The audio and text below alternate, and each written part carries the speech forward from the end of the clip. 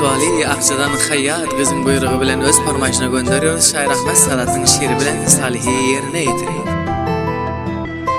Gece gündüz işim ağı canım, ben hiçbir gülüm yok. Vihigati der çekiyorum şundam, lakin ben ölüm yok. Kız halıma men nadayin boluyor, hakkıma zulüm çok. Hoşlamıyor oğlanıma Ahmedi namzad ettiler. Her rakam oylanıyor, ne duvay çağımı bilemiyor. Yüreğime düşüp ağlıyorsun, hasta yatin havselam yok. Ve Xuda derdim beter günme günden, günme günden. Ben hemişe yakşı gören, can çıkınca bu tenden. Zinde men özü bilmen, bu yüreğim asla senden.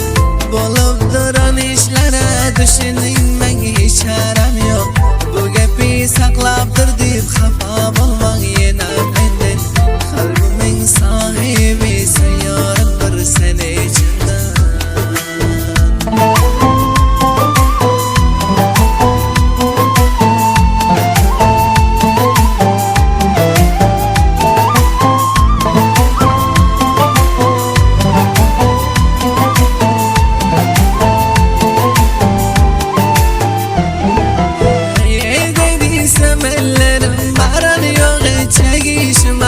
Hiç kimse şerik olmaz bulgamı teşvişime.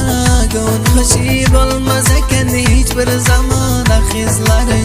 Ene tam rahmet Medine'de gözdeki yaşıma. Sözün değil arkasında duracak yok izleri. Bana hiç kim taraftardan kıynanıyorsun bir başıma. Dert çekip her günde işim ağı. Dünyada görmeyecek yani benim de hoşluk çağı. Geceler uykla bilmen gamlarımın canıma yağı. Ediyorlar tu hiyallarımız hiçbirisi olmaz mıyken. Arman olup kalacak yani yüreğimde işkin dağı. Canım ölünce kalım eder bir sen değil sorağı.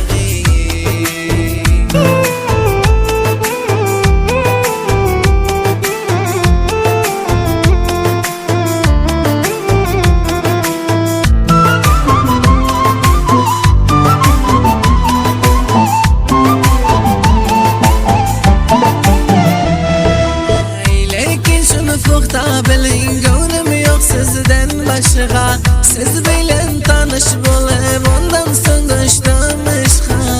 Ona aslan hoşum yok, inamatam mecbur etti. Aydınımızı yani edip davran sürü bilsek aşka. Bir bulmamıza imkan yok, hatam başka namzad etti.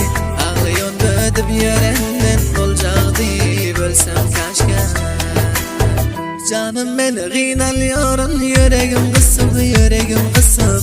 Sizin harfinizi yazdım ellerime otları basıp. Bir yaşamak bizlere bulman eken canım nasip.